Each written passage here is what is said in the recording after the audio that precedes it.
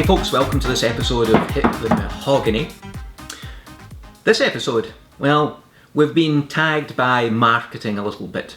We've been pressured, press-ganged into doing this one by other family members. After reading through Imbibe magazine, there was an advert for the Bloom Marlin Apricot Eau de Vie in there.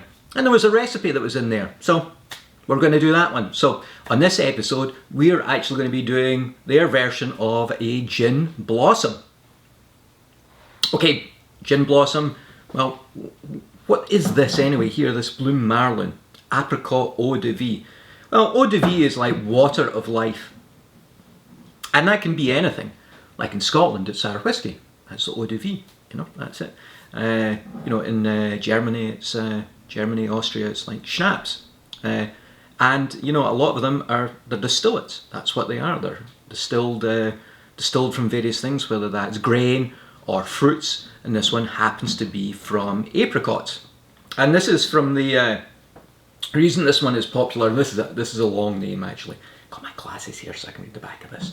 But this actually is made with apricots from the Danube Valley, and in here they are the Kloster Neuburger apricots. And after having a quick read at some of the background behind that, it actually seems to be a very popular, very famous apricot, heirloom one would almost say, and it's been around for like centuries, I think. Anyway, so this family has been making this for a significant period of time. So this is their apricot brandy. Now, I've got some here. It's always good, I think, sometimes. Let's taste what these ingredients are like before you actually put them in the cocktail, so you get a sense of what they are like standalone. You may like them standalone, you may not. So that's this one. Let's give this a shot. Now, this is, I think this was 40% proof. Yep, 40% alcohol, 80% ABV. Yeah, you just double it, that's it, nice and easy.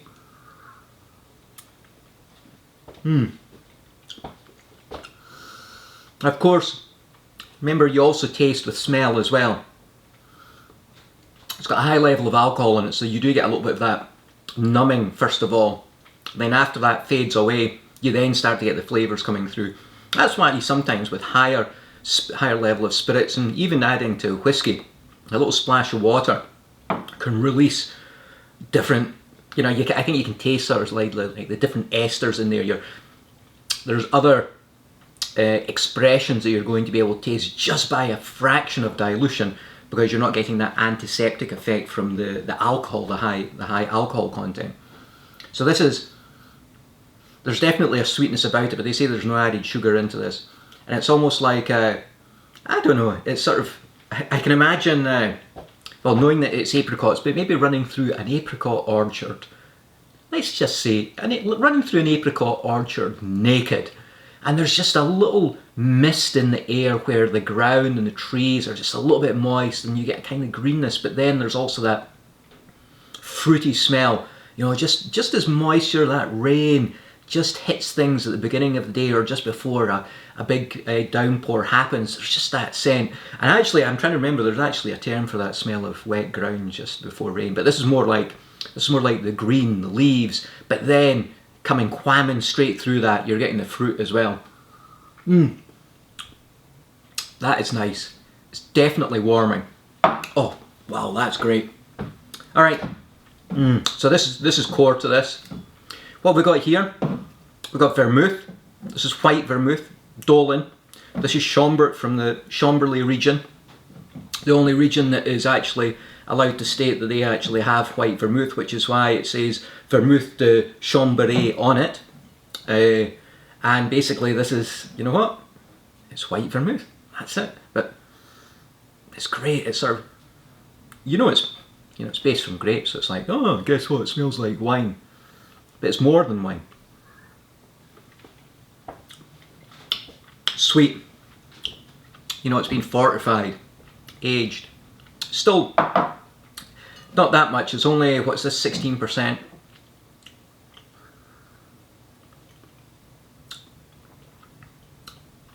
That's nice. It's clean. It's crisp. It's going to be interesting. I have not made this one before, so I'm looking forward to how all these tie together. Anyway, that's just, it's nice, it's light. I think just something like sparkling water, a little bit of something else. What else would go nicely with this? Maybe sparkling, maybe like Cointreau, maybe a little bit of sparkling water in with this. I think that would be really nice, actually. I'm just making things up as I go along here. Again, the unfortunate thing is that I actually grew up with Cinzano, and as a kid used to be able to get a glass of Cinzano with lemonade, and lemonade back in Scotland is like Sprite or 7-Up. And this always kind of reminds me of that, which I don't think is a fair semblance of it, but it's imprinted in my brain. And guess what? At the end here we've got some gin. Yeah, all right. We know what gin does for us. All right, let's get making it. So since this is going to be a popular, and I'm actually going to make 2, as I normally do, depending on knowing the taste of the people. So this is 1.5 ounces for each drink. So I'm actually going to put in a total of 3 here. So that's 2, and then 1 more.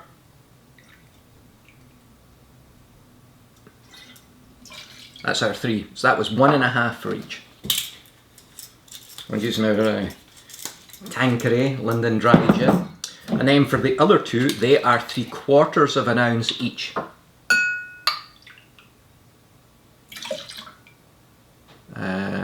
So that would have been 1.5, but I did 3/4 there. Could have made my life easier actually just by doing 1.5 in total actually. But that was 3/4 for each, 1.5.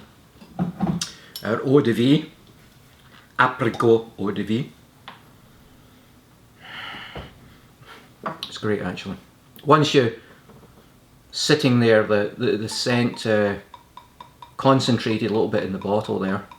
So it's going to be 3/4 for each one here. So this is going to be 1.5. All done. And then what else? Well, you know what? We've got a bit of sweetness there. Orange blossom water or something like that might go quite nicely with this, but we want to want to get a bit of bitters in here, and what this one has is actually orange bitters. So these are bitters that actually have orange peel that are used as part of the process of making them. Oh, and yes, there's oranges in that. This one is actually, I really like this, and it's good in an old fashioned as well actually. So it's 2 dashes for each one. 1, 2, 3, 4. And that's it. Job's a good un. Alright. We're stirring this, we're not shaking. Let's get some ice and get this one chilled down.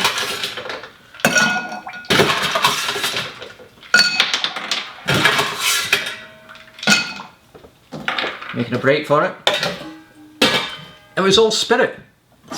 There's no other juice, there's no other simple syrups, there's no citrus in here, so it's just pure spirit in here.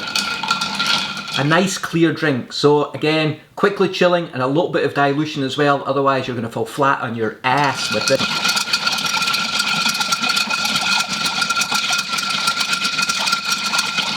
Okay, there we go. You're looking at about 30 seconds for that, that should do it.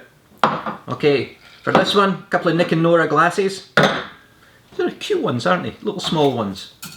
Alright, strain out into your glasses.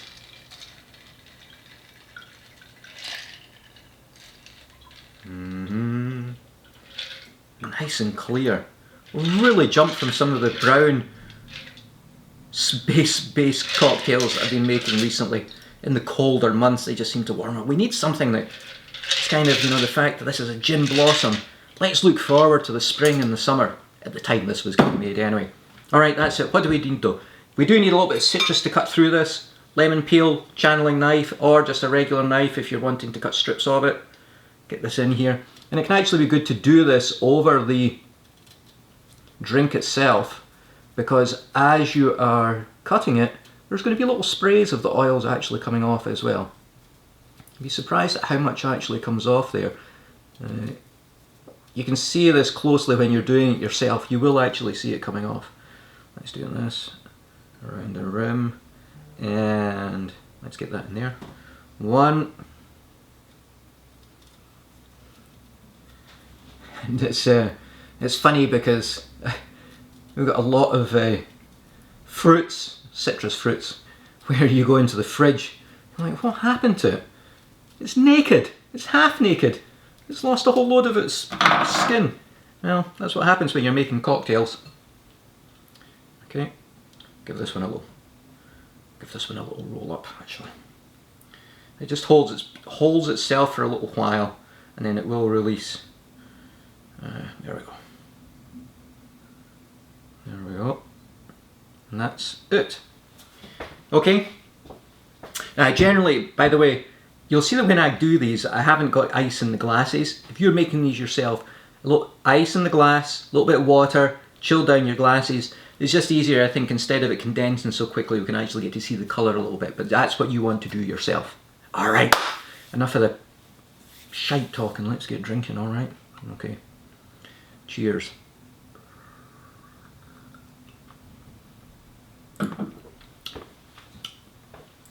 Oh. I'm always surprised how things work well together. Alright, if you like martinis, something that's even closer to a Vesper, you're going to love this. It is strong, it's clean, it's fresh, the citrus smell is great there. Behind it you've got the apricots coming through. It's definitely strong, definitely strong. Oh, there it is. It's funny, the gin comes in first, and then just at the same time, there's almost a sweetness from the vermouth, and then there's the bite of that Apricot Eau de Vie just coming in there at the same time, and then they all kind of fade away. Of course, you've got a little bit of that bitterness and a little bit of that orange. God, it's so friggin' obvious, isn't it? A little bit of that bitterness and a little bit of that orange. What could that be from? Duh, that's from the orange bitters. But that's what's in there. You can taste it. It's not lost. And I think that's important when you're looking at a drink like this.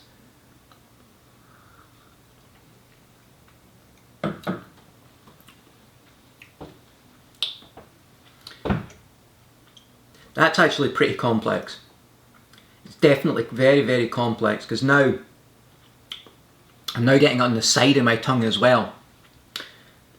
There's like that's that. I think that's the bitterness that's coming through there.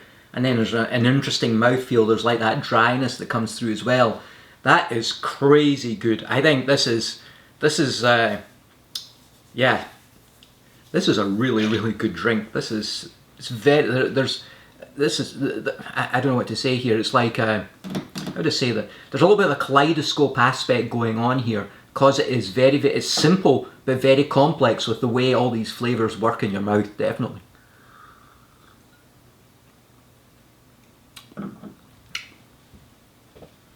I think what's interesting is it warms up a little bit. You're getting a little bit more of the eau de vie coming through. Anyway, alright, I'm done. These are, give it a shot, get your hands on this. Definitely your Vermouth Blanc, or Vermouth de Chambray Blanc, and give this one a shot, okay? Anyway, everybody, cheers. Enjoy your gin blossoms, courtesy of Bloom Madeleine and the Apricot Eau de Vie. Alright, cheers.